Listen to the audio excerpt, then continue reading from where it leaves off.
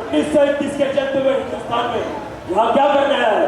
जी वही जो आप करने आए हैं, पढ़ाई। और जुबान चलती है तेरी, मैं सीने दूं तेरा, लेकिन देगा। हुकुम कीजिए। चल, मंगल पांडे के बाप का नाम बता। जी पता नहीं। माननीय महामना मदन मोहन मालवीय जी का पूरा नाम बता। जी वो भी नहीं पता।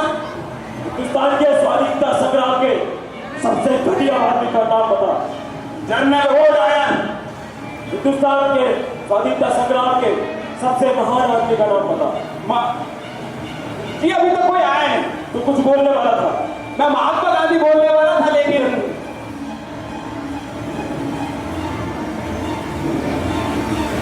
वो आदमी पसंद आया। तू मिटेगी अपनी। मेरा नाम सुखदेव है, सुखदेव थापड़। मेरा नाम भगत सिंह है, भगत सिंह संधू।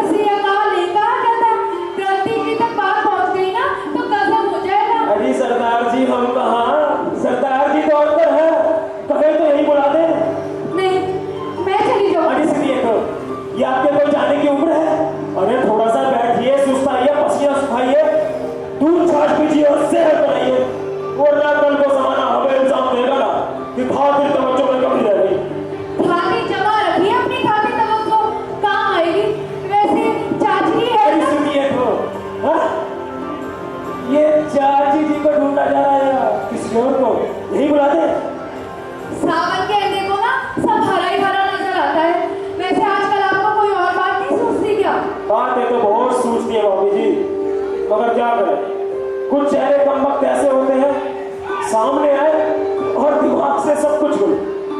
तो गुरुद्वारे जाया कीजिए, गुरुवाणी सुना कीजिए, मत्था टेका कीजिए और छक्कर लंगर खाया कीजिए। वाहे गुरु की कृपा से ना आपका दिमाग बिल्कुल ठीक रहेगा। गुरबानी से इस दिमाग का इलाज तो हो जाएगा, मगर इस दिल का क्या करें? तो मैंने से कह के झाड़ा लगवा दूंगी, बेफिक्र रहिए। जिस काम के लिए आई थी वो तो मैं भूल गई। चाची को चाय के लिए बुलवाया है, हम चलते हैं। सत श्री अकाल। अरे सुनिए तो, अभी कोई और भी आ रहा है जो आपके सस्ते काल का हमसे ज्यादा हमदर्द होता है, उसको भी बोलना चाहिए ना।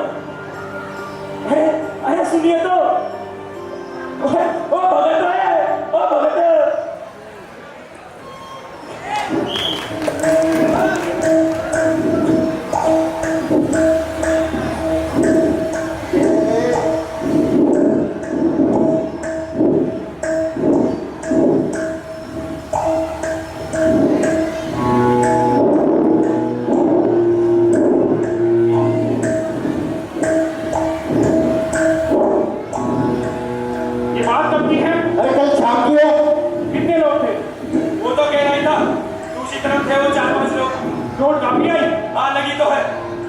डॉक्टर के पास चलने के लिए कहा था मैंने, तो भी भर गया कि सरकारी अस्पताल में नहीं जाऊंगा और प्राइवेट में जाने के लिए पैसे का कहना ऐसे ही चलने दो। उल्लू को पता कि नॉन कोऑपरेटिव मूवमेंट बंद हुए तो 1 साल होने को आ रहा है ना। आप सरकारी अस्पताल में जाने में क्या दिक्कत है? हम भी रुक कर लड़ेंगे साले। लेकिन तुम लोग कहाँ थे? अरे प्रोग्राम तो हमारे अंदर जाने का, तुझे सुबह से ढूंढ रहे थे, तू मिला ही नहीं। लेकिन फिर वो लाला जी ने मीटिंग बुला ली, ऊपर से जुलूस निकलेगा, ठीक है? और तू कहाँ चला गया था? अरे वो बेबी की तबीयत खराब हो गई, अच्छा जाना पड़ा। वहां से कोई सवारी मिली से सवेरा आया, लेकिन तब तक तुम लोग का पता लगा के रखते कहाँ गए थे? बात में निपट लेते सालों से। अरे वो तो मालूम पड़ गया है, ऑफिसर्स प्लेन के सालों करोड़े थे, लेकिन अब कुछ हो नहीं सकता। क्यों? अरे उन्होंने FIR करवा दी है उल्टा उसके खिलाफ। अब कुछ किया तो झगड़ा बढ़ेगा। अरे जितना बढ़ चुका है उससे आगे क्या बढ़ेगा? और बढ़ेगा तो निपट लेंगे। देख, मैं तुझसे जितना पूछ रहा हूँ उसका एक लाइन में जवाब दे। उन लोगों के नाम। अरे नाम! जेम किरण, स्टेफन किरण, बाकी दो को मैं नहीं जानता। ये ऑफिसर लेन के डेविड के लौटे तो नहीं? हाँ ठीक है, सुन 3 लोगों की कॉफी, हॉकी स्टिक ले लेना और 5 लोगों के लिए हाथ पैर काफी। ये साले रोज रात को निकलते हैं दारू पी के क्लब से। पीपल मीनार में बना देना सालों के, समझ गया। और हाँ, एक चीज का ख्याल रखना, इन लोगों को अपनी गाड़ियों पर बहुत नाज, देखना कि इनकी गाड़ियों का एक विकास सलामत रहे। ठीक है। अरे पूरी बात तो सुन ले यार। क्या पता गलती किसकी रही हो? मेरी गलती थी। हाँ, तू ठीक कह रहा है, ये मेरी गलती थी। खैरू को बचाया, ये भी मेरी गलती थी। उसकी बीवी बहन को बचाया, ये भी मेरी गलती थी।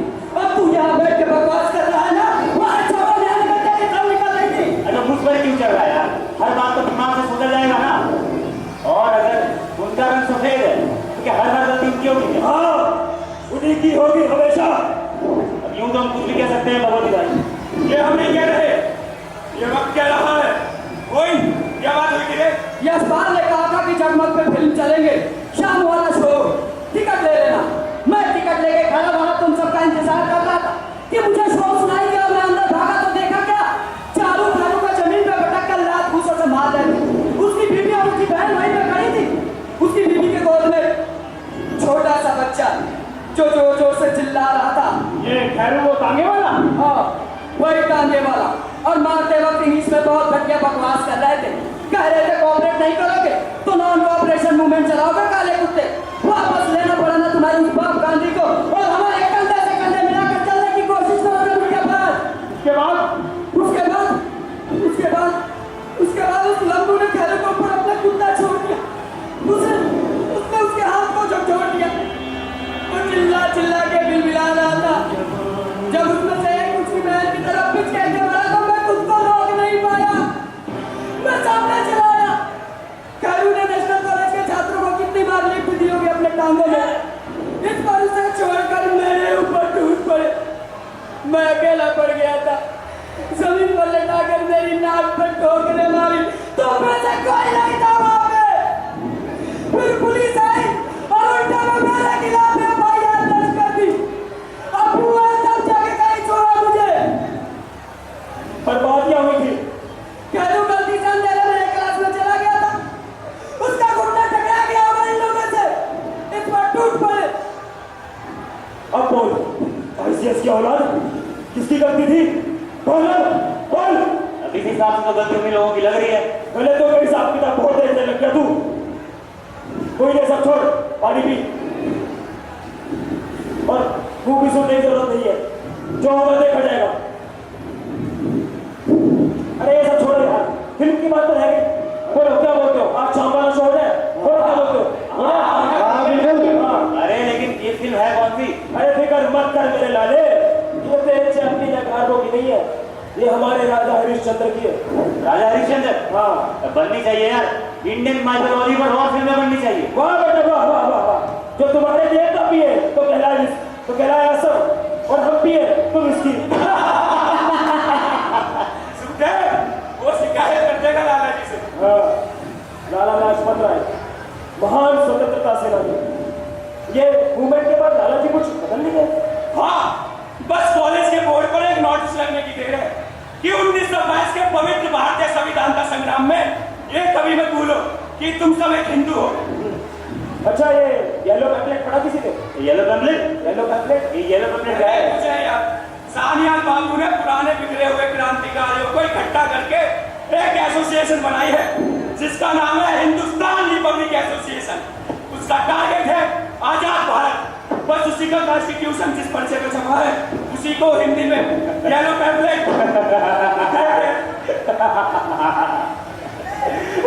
Very good. यानी कि आजादी मिली नहीं और कॉन्स्टिट्यूशन पहले से बनकर तैयार है। नहीं बन सकता। अगर शादी नहीं हुई तो क्या सहरा भी छपा के रखे? अरे यार लेकिन मुझे डाउट है जिसमें कोई इंटरेस्ट नहीं रह गया। अब कभी होम सोसाइटी, कभी गदर पार्टी और अभी एचआर। और इससे होना जाना क्या है? तो फिर किससे होना जाना है? यार भगत को मान न मान, कांग्रेस पिछले 30 सालों से टिकी तो हुई है।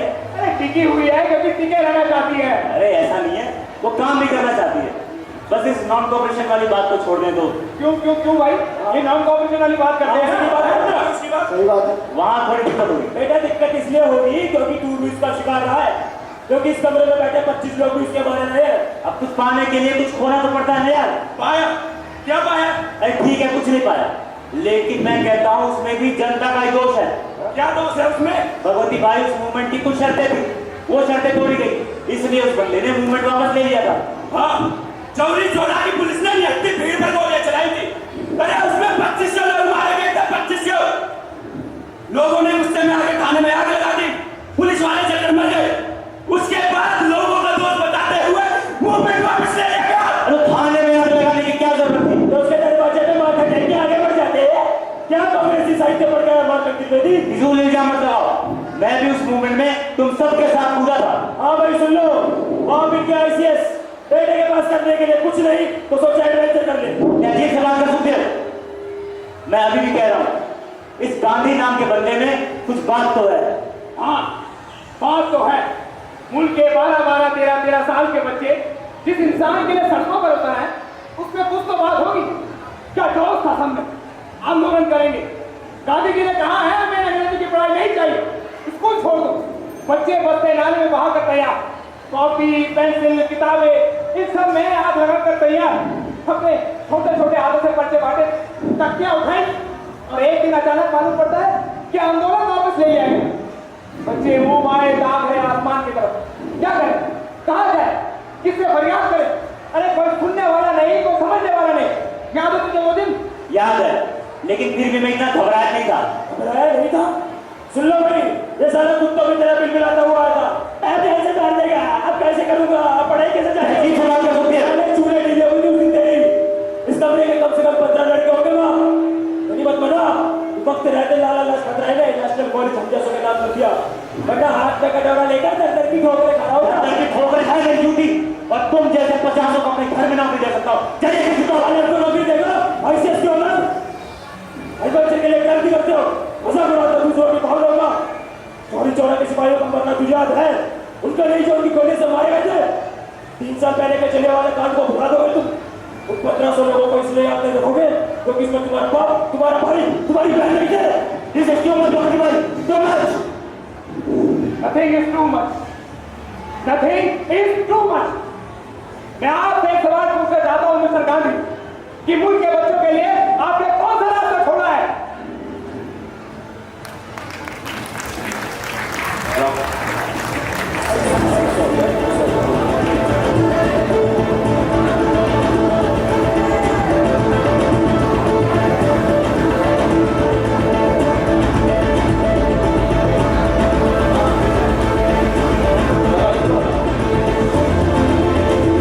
ये बात है।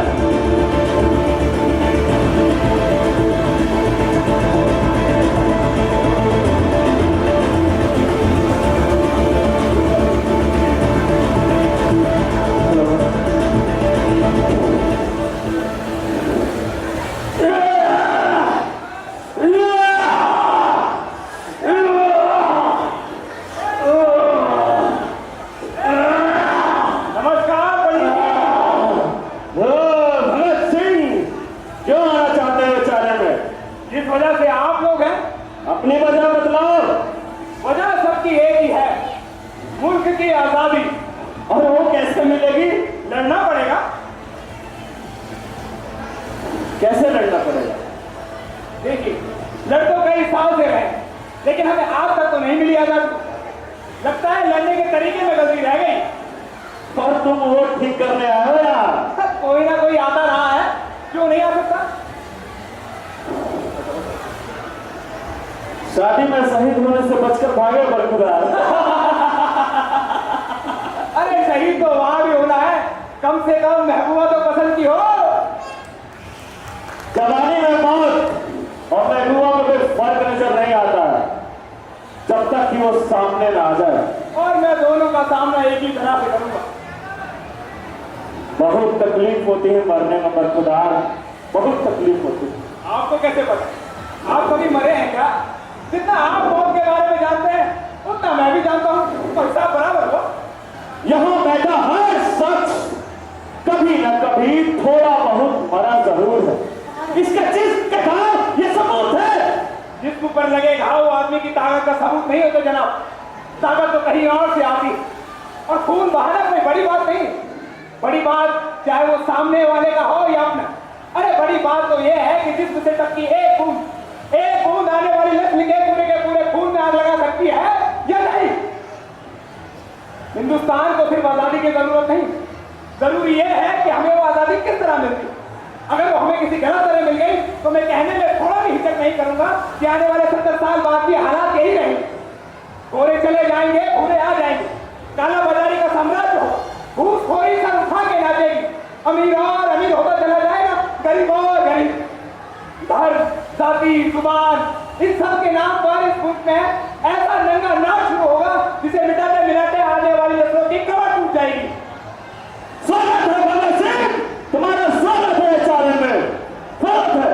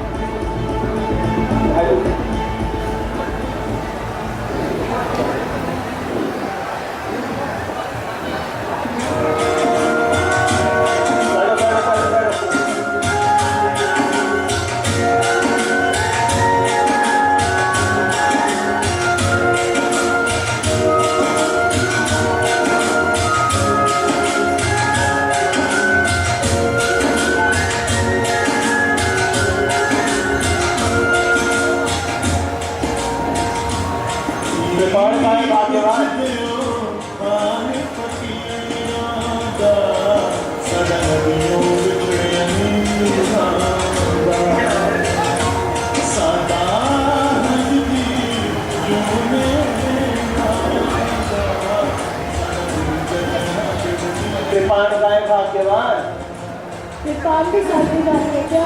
तो बिना कृपाण के सरदार तो ऐसे जैसे बिना ताज के राजा। ये तेरा नामकूल औलाद है क्या जिसने सिख होने के बावजूद भी केश कटा लिए? अरे क्रांतिकारी कहते हैं लाला जी को, शेर पूरा हो जाने पर भी शेर ही रहता है। क्या शान से अब जुलूस की कमान संभाली है मैंने। सुखदेव और छत्रपति वगैरह भी तो साथ में चल रहे हैं। उन हरामखोरों के नाम मत लिया कर मेरे सामने। ये सब के सब लाला लाजपत राय की पैरों की जूती भी नहीं है। लेकिन भगत सिंह के बारे में कुछ और ही कह रहा था। हाँ, मैं कुछ नहीं कह रहा। इस 45 साल के सरदार की बात का यकीन कौन करे? उस 20 साल के लौंडे की बात का यकीन है। अच्छी खासी लड़की को और परेशान करके रखा है। तो आप उस लड़की को समझा के नहीं देंगे कि कोई और शादी कर ले? अरे किसको समझाए, क्या समझाए? मुझे तो साली ये नई बात ही समझ में नहीं आ रही। कल तक इन्हीं लाला जी को गाली दे रहे थे और आज उन्हीं को बाप समान घेरे चल रहे हैं।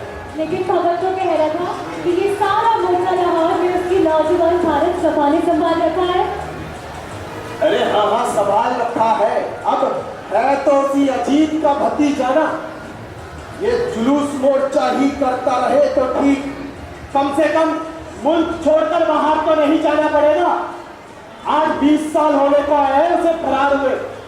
उसकी जवान बीवी बेचारी इंतजार करते करते बुढ़िया गई।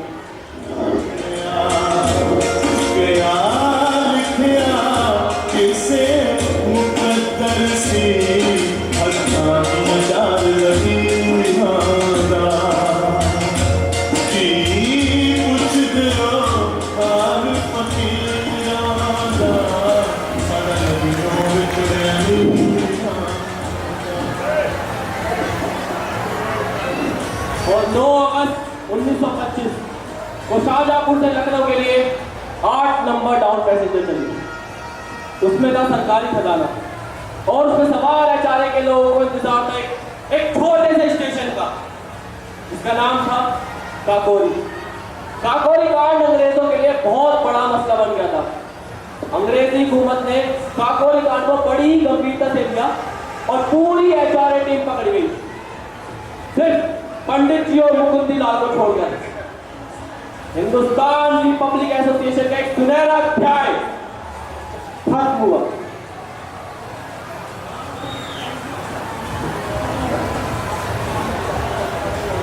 सही है, सही है।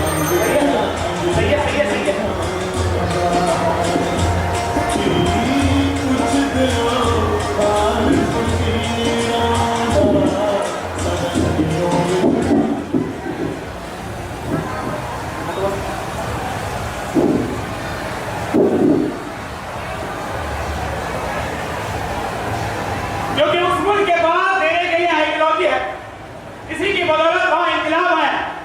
दूसरी क्रांति इस दशक की नहीं बल्कि हर सदी की सबसे बड़ी घटना है मिस्टर बेनेट। क्या बंगाल ने क्रांति का पहला पाठ महाराष्ट्र से नहीं सीखा?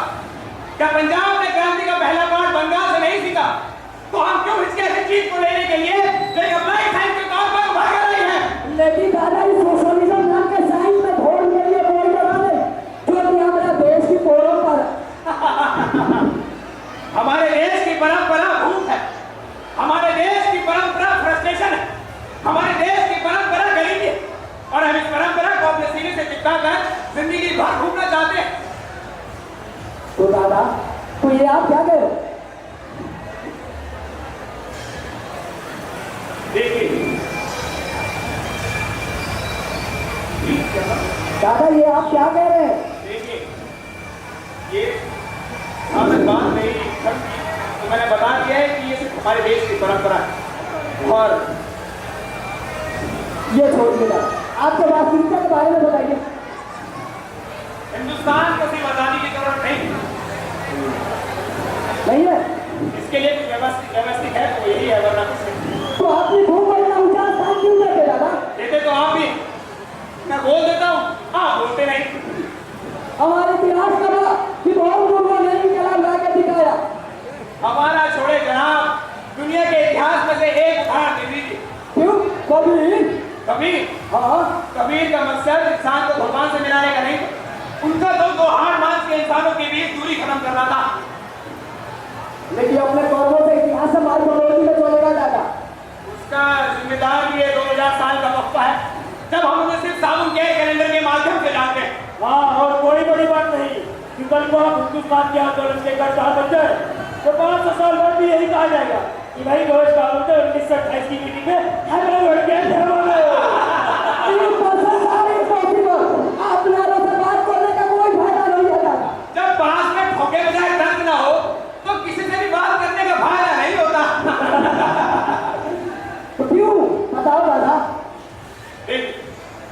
ठीक है, पर एक आखिरी सवाल करना चाहूंगा दादा, ये सारे के commander in chief mister Chandrashekhar आजादी क्यों नहीं? अरे वो इंग्लिश की लाइन नहीं बोल सकते दादा। भाई लिटरेट होना एक सब्जेक्टिव बात, कहीं वो मिशनरी पढ़ाई की वजह है तो कहीं जिंदगी के तर्क तजुर्बों से। ठीक है, लेकिन वो इस मीटिंग में भी नहीं आया। इसका जवाब शिववर्मा देंगे।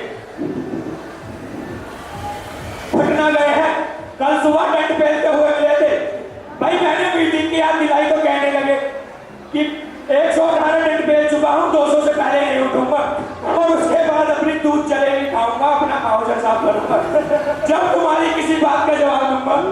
और दूसरी गलती ये करते हो कि पार्टी की गतिविधियों की जानकारी नहीं रखते, वरना कब का मालूम पड़ जाता। आज रात की गाड़ी से पटना जा रहा हूँ और मीटिंग में नहीं आ पाऊंगा। मैंने गलती से पटना का पता पूछ लिया तो बोले या तो मैं जानता हूँ या भाई बम्बू लाठी जानते हैं, किसी तीसरे को पता लगने से पहले ही उड़ा दूंगा। ठीक है भाई, उनके पास 6 राउंड के होते हैं, कहते हैं 10 राउंड चला दूंगा। ठीक है, तो ये कह रहा कि आज से हिंदुस्तान रिपब्लिकन एसोसिएशन का नाम बदलकर हिंदुस्तान सोशलिस्ट रिपब्लिकन एसोसिएशन हुआ। बड़ा बात है, हमारा पहला टारगेट 30 अक्टूबर जब साइमन कमीशन लाहौर पहुंचेगा और वो जहां जहां से गुजरेगा हम उसका वहां प्राण विरोध करेंगे और हमारा नारा होगा Simon commission, Simon commission, Simon commission, Simon commission, Simon commission.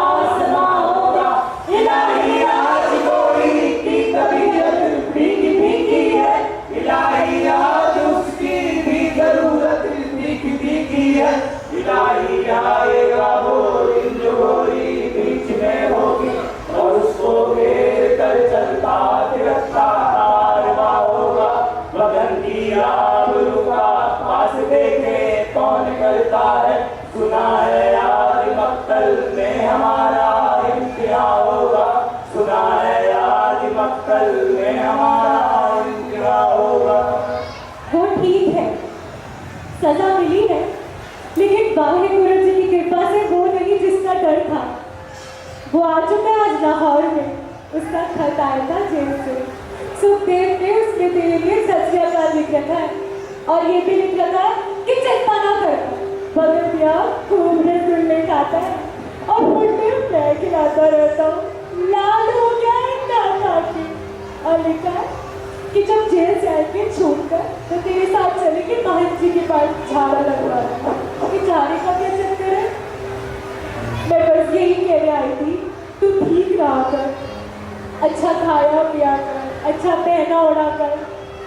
पर किसने देखा आज की तो सोचनी पड़ेगी ना। अच्छा चल मैं चलती हूँ, उनके कुछ दोस्त बन गए, उनके लिए मक्की की रोटी तो सरसों का साग बनवाया। कैसे बावले लड़के हैं। देवी जी कब पढ़ी लिखी हूँ, दुनिया भी मैंने ज्यादा नहीं देखी है। जो जानती हूँ वो बस इतना भी कोई पकड़ा गया है, उसको सजा हो गई, उसका दोष क्या था नहीं जानती, उसने किया क्या था नहीं जानती और ना जानना चाहती हूँ। लेकिन इतना जानती हूँ कि उसको सजा नहीं होनी चाहिए थी। क्यों? क्योंकि मेरा दिल कहता है, मेरा दिल ये भी कहता है कि कोई आए, लेकिन अगर कोई नहीं आता तो उसमें भी उसका दोष नहीं मानती। क्यों? क्योंकि मेरा दिल कहता है, लेकिन हार नहीं मानूंगी। अगर ना आना किसी का धर्म है तो उसके आने की बात जो ना मेरा धर्म, मैं उसके धर्म को चोट नहीं पहुंचाऊंगी, वो मेरे धर्म को चोट ना पहुंचाए। बाकी आपने फिक्र रही है, अच्छा खाना अच्छा पहनना मेरा धर्म बन चुका है, क्योंकि पीला रंग पहनना कोई किसी का इंतजार नहीं कर सकता।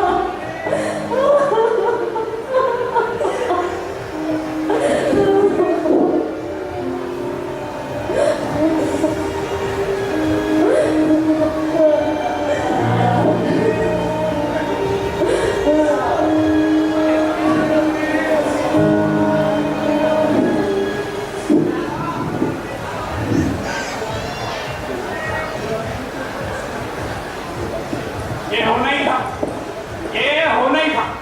मैंने तुमसे पहले भी कहा था उससे हंसी मजाक मत किया कर। अभी मेरे जमाने के दिन महंगे पड़ गए ना सुखदेव। अपने आप से चोरी करने की कोशिश मत कर। सुखदेव से बात कर रहा तू अभी? मैंने उससे आज तक बात नहीं की। उसको कोई फर्क नहीं पड़ता, अच्छे से जानता है तू ये बात। लेकिन हम उसके लिए जिम्मेदार हैं सुखदेव, हम उसके लिए जिम्मेदार हैं और हम उससे भाग नहीं सकते। बाहर में कोई चारा भी नहीं है, जिंदगी हमें कहीं और से चाहिए। मतलब सुखदेव, जिंदगी किसी को किसी की मर्जी के बगैर नहीं धकेलती। आज तेरी आंखों में सूअर का पाला नजर आता मुझे। मतलब तूने 8 अप्रैल वाले सुनने वाले से इनकार कर दिया क्यों? किसने कहा? वो पंडित जी का आदेश था कि मैं 8 अप्रैल को असेंबली में बम फेंकने नहीं जाऊँ। ऐसा भी बम करने की पेशकश तेरी थी, फेंकने के बाद गिरफ्तारी देने की पेशकश भी तेरी थी। वो आज भी वहाँ उस दिन मुझे जहां का प्रेस मौजूद हो, विदेशी पत्रकार होंगे, HSRA के पास इससे अच्छा मौका नहीं होगा अपनी बात दुनिया तक पहुँचाने का। अच्छा, और पहुंचाएगा कौन? वो राजगुरु, जो यूनाइटेड का सबसे भरोसेमंद आदमी तो है, मगर लाचार बचपन की वजह से अपनी बात को ठीक से रख नहीं सकता। और दूसरा वो जयगोपाल, वो तेरे एक इशारे पर अपनी जान की बाजी लगा सकता है, मगर चाहकर भी मंच पर खड़े होकर क्रांति के मकसद को भौतिक स्तर पर व्यक्त नहीं कर सकता। तो बहुत गंदा खाया कर रहा है सुखदेव। सरदार भगत सिंह को एकदम एहसास हुआ कि उनका इंटेलेक्ट सिर्फ एक लिखने में है। HSRA के थिंक टैंक कहलाए जाने वाले सरदार भगत सिंह, लगता है आज उनके हाथों में दिक्कतें आने लगी है। सरदार भगत सिंह विश्व क्रांति की बेइंतहा जानकारी को अपने जीवन के कुछ लम्हों के लिए बचाकर रखने की सोच रहे हैं। किसी भी किस्म की क्रांति में कंफ्यूजन की कोई गुंजाइश नहीं होती जनाब, और खासकर वो कंफ्यूजन जब किसी औरत का लाया हुआ हो। मैं कह रहा हूँ तेरी आंखों की लाली में बंदा देख रहा हूँ मैं। कोई वजह नहीं बनती कि तू पीढ़ी के मुंह पर थप्पड़ मारे तो तेरा ही मुंह देखने की पर्ची नहीं है। पंडित जी!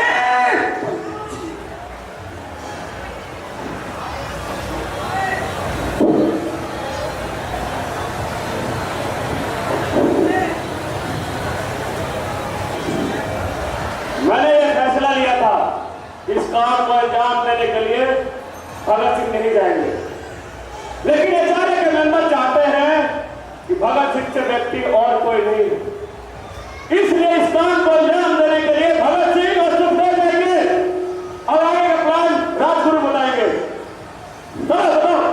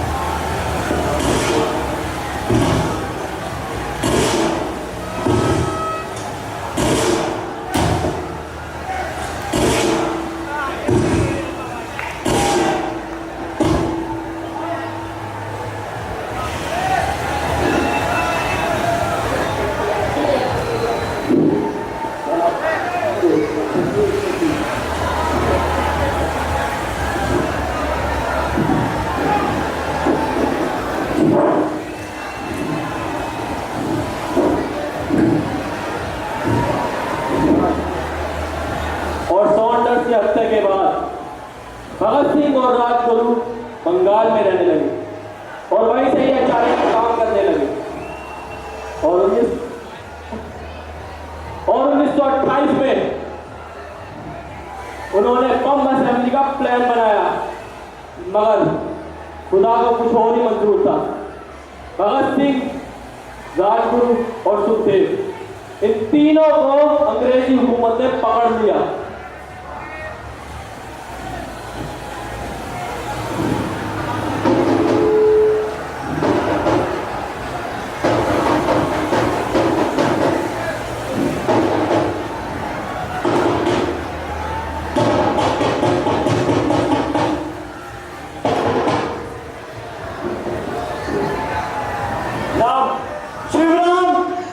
राजगुरु सैंडर्स मर्डर केस कब पकड़े गए? 10 जनवरी 1930 पूना में।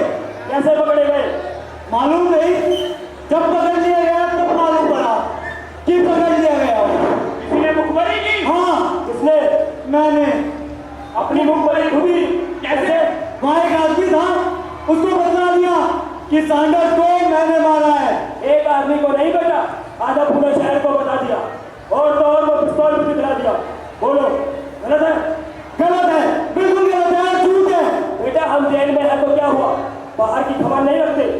पंडित जी ने समझा के भेजा था ना कि अपनी जैसी जैसी जुबान पर काबू रखना। अरे यार हम अच्छा बोलते, रात भर सो नहीं पाया, चलते फिरते हो लगी रहती थी, बस उसी में मुंह से निकल गया होगा। अरे बहुत यार आए यार बिजनेस का अरे जीवन तुम्हारी अंग्रेजी अरे कुछ कहते नहीं कि पत्ती हो गए।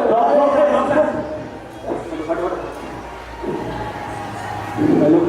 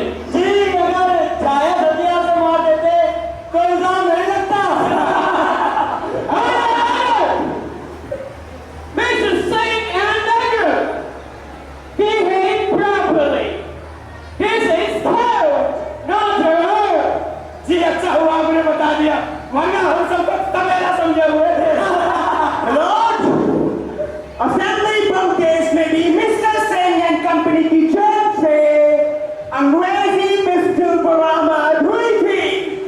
अब ब्रिटिश सरकार के पास हथियारों की तो कमी है नहीं, हमें हैरानी ना होगी अगर उस दिन हमारी देश से अंग्रेजी टैक्स ही कराता।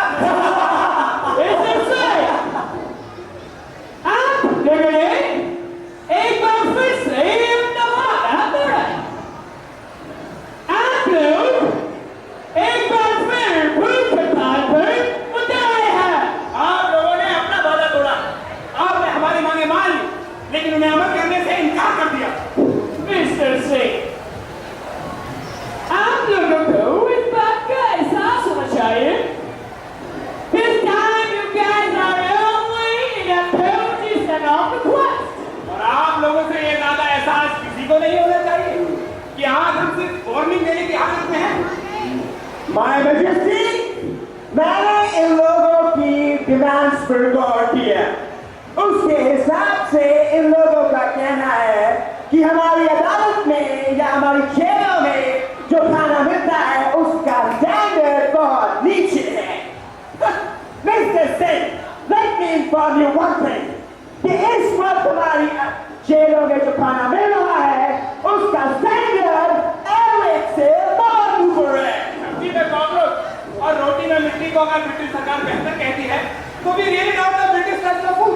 हाँ, लंदन में सिर्फ पोटैटो विद कॉकरोच और चपाती विद फिश के नाम से सर्व किया जाता है। कहाँ बैठे घटिया खाना कहते हैं जनाब। मिस्टर सिंह एंड कंपनी, आप लोगों की सेकंड डिमांड पर भी गौर किया गया। आप लोगों का कहना है कि आप लोगों से बहुत ही निचले स्तर का काम ना कराया जाए। Let me inform you mister Singh कि काम कोई भी छोटा बड़ा नहीं होता, काम होता है। तो फिर एक काम कीजिए, कभी बकरी में हमें बैठाइए और खुद घोड़े की लगाम थामकर अपनी मेम साहिबा को अपने पास बिठाकर मुझसे कहिए कि अपनी पत्नी वही नवाज में चिल्लाए। नाम कैसा लगा भगवान को जाएगा जनाब। What nonsense! Nonsense! लॉर्ड, इन लोगों की तीसरी डिमांड है कि इन लोगों को बेरोक पढ़ने और लिखने का सामान सरकारी खर्च पर मुहैया कराया जाए, साथ ही साथ पहनने के लिए अच्छे कपड़े और नहाने के लिए अच्छी जगह, क्योंकि ये पॉलिटिकल प्रिजनर्स हैं। Mister Singh, what do you think of yourself, huh? What do you think of yourself? आप किसी पिकनिक में हैं, आप किसी हिल स्टेशन पे घूमने आए हैं। आप लोग अपना घर बार छोड़कर हमारे मुल्क में इस तरह आ गए हैं जैसे कोई ऑनरेबल लेडी अपना नाजायज बच्चा पैदा करने के लिए सोसाइटी से भाग कर आ जाती है। हम लोगों को क्या लगता है जी हमारा मुल्क कोई नर्सिंग होम है और आप लोग मेरे की लीव पर है। लॉर्ड, अब मैं पलटना कोच को इस कोच में बुलाना चाहूंगा।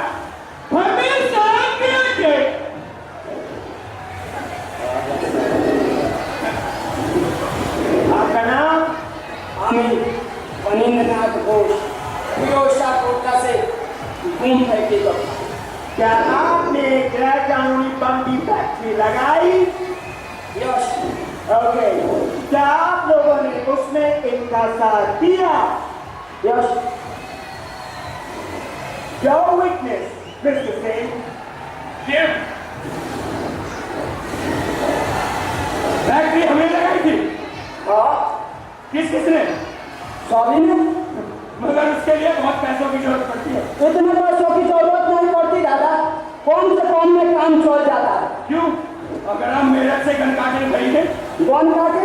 दादा कोलकाता में मिलती है। सिर्फ सर्दियों में, वरना आप उसे घर में भी बना सकते हैं। राइट, और हम उसे भी ला।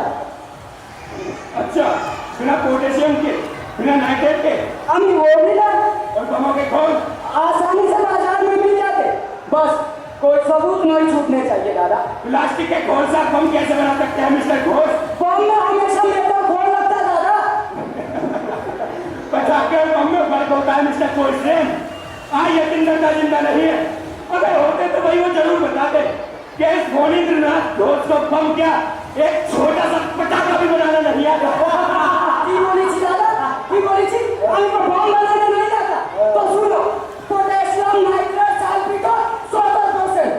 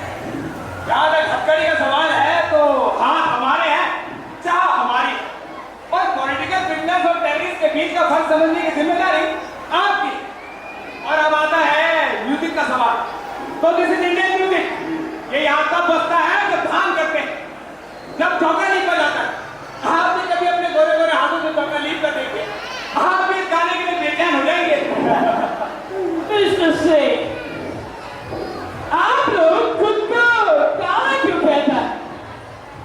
आप लोग तो भूल रहे हैं।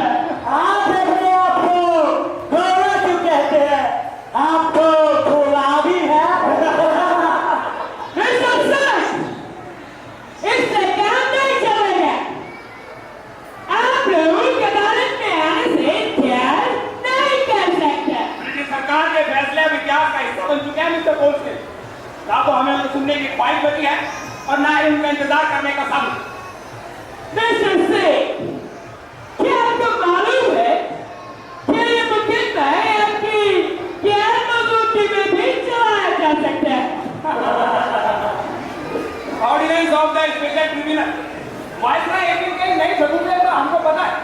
जुडिशरी के ज्ञान में शायद ये पहला मुकदमा है जो स्पेशल ऑर्डर पर कैदियों की गैर मौजूदगी में चलाया जाएगा।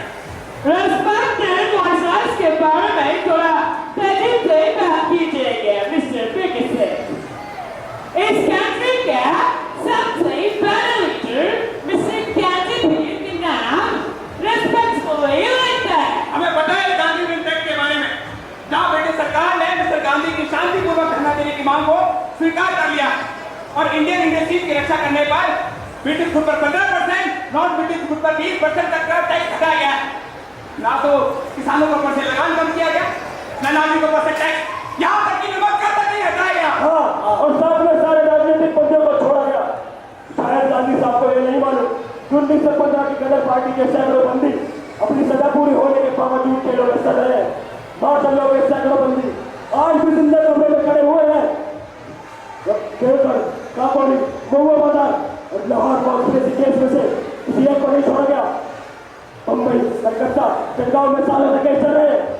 क्रांतिकारी औरतें अपने पति, अपने बच्चों को छोड़कर भागी हुई है। न जाने कितने फांसी की बात छोड़े। इसके बारे में क्या कहता है गांधी रिस्पेक्ट?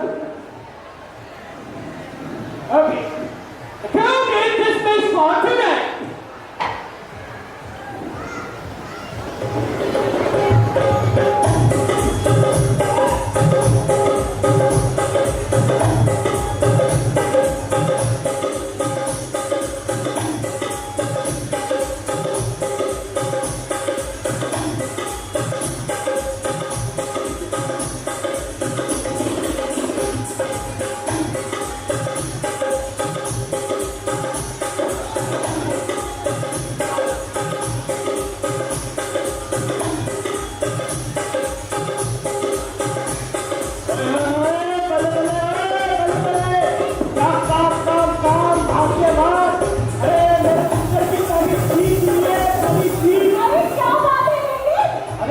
सरकार को मान्य कराना, लेना कराना का फैसला वापस।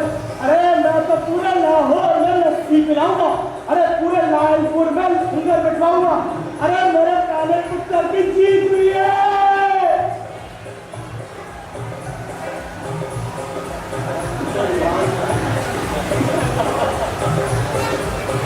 मुझे आज तक याद है वो हड़ताल कैसे तोड़ी गई थी। वाकई हिलाकर रख दिया था उन्होंने पूरी हुकूमत को। जापान, कनाडा, पोलैंड और दक्षिण अमेरिका से सैकड़ों चिट्ठियां आने लगी थी समर्थन के तौर पर। लोग सड़कों पर उतर आए थे। किसान और मजदूर वर्ग रेले के रेले बनकर उमड़ पड़े थे। अखबार भी हुकूमत के खिलाफ आग उगलने लगा था।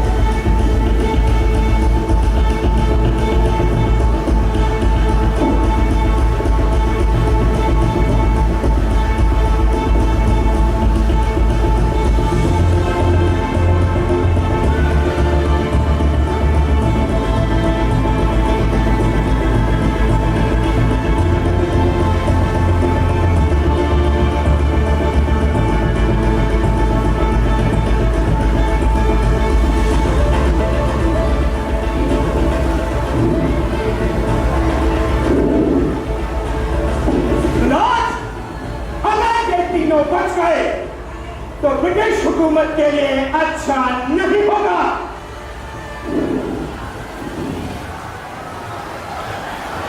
सभी सबूतों को सामने रखते हुए ब्रिटिश गवर्नमेंट भगत सिंह, राजगुरु और सुखदेव को फांसी की सजा सुनाती है।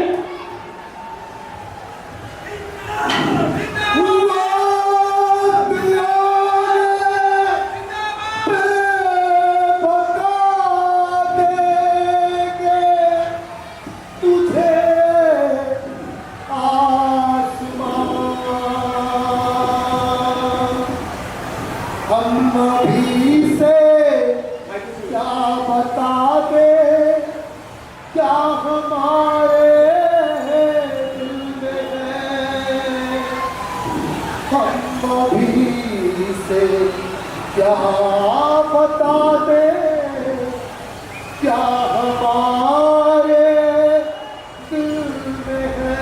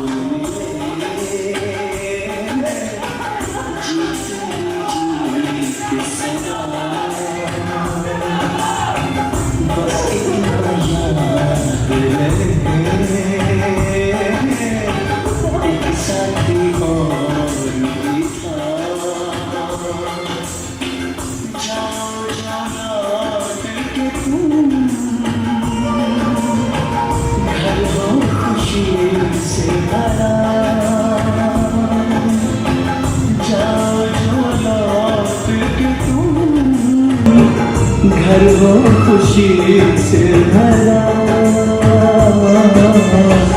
बस इतना याद रहे एक साथी और भी था, बस इतना याद रहे एक साथी और भी था।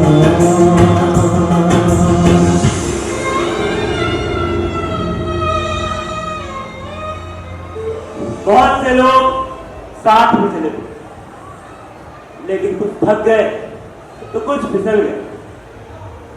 हम आज इतने सालों बाद भी वही रास्ते में भटक रहे हैं, लेकिन वो बीच में गायब होकर भी अपनी मंजिल तक पहुंच गया।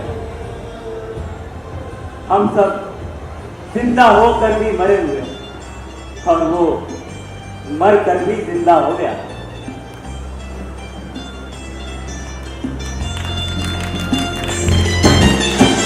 कल पर्वतों पे कहीं बरसी थी जब गोलियां, हम लोग के साथ में और हौसले थे जवान, और तक चट्टानों पे अपने लहू के निशान। साथी मुबारक तुम्हें ये जश्न हो जीत का।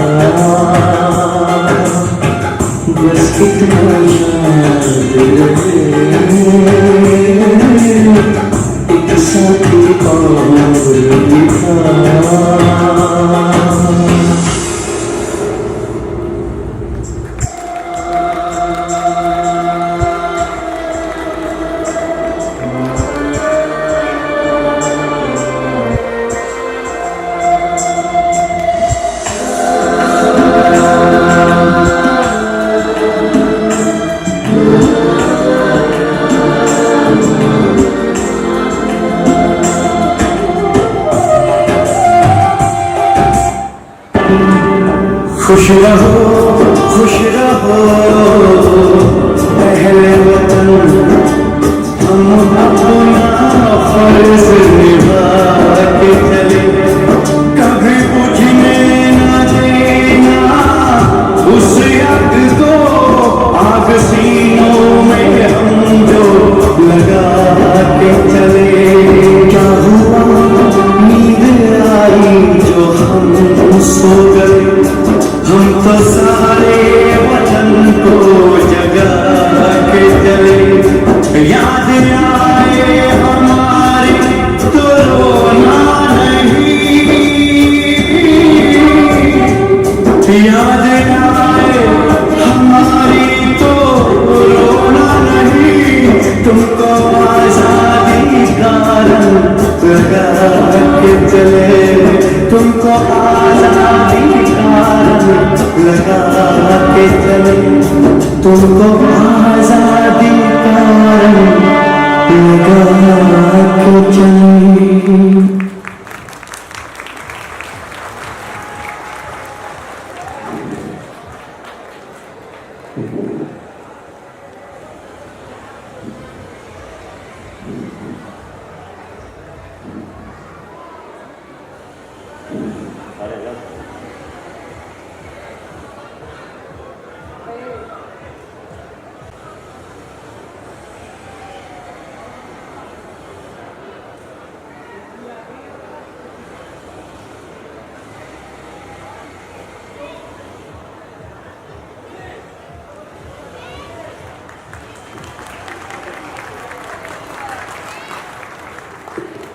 भाई बहुत ही शानदार मंचन, एक बार सभी खड़े होकर ताली बजा दीजिए। एक बार सभी खड़े होकर, अगर आपको लगा हो कोई नाट्य मंचन हुआ है तो एक बार सभी खड़े होकर ताली बजा दीजिए। किसी का भी एहसान उतर जाएगा, इनका एहसान। सरदार भगत सिंह, सुखदेव और राजगुरु का एहसान हम नहीं उतारते। थैंक यू, बहुत बढ़िया नाटक, बहुत बढ़िया। नमस्कार, मैं अपने हमारे डायरेक्टर हिमांशु को बुलाना चाहूंगा, जिन्होंने हमारे पीछे दिल तोड़ मेहनत करी है और हमें इस काबिल बनाया।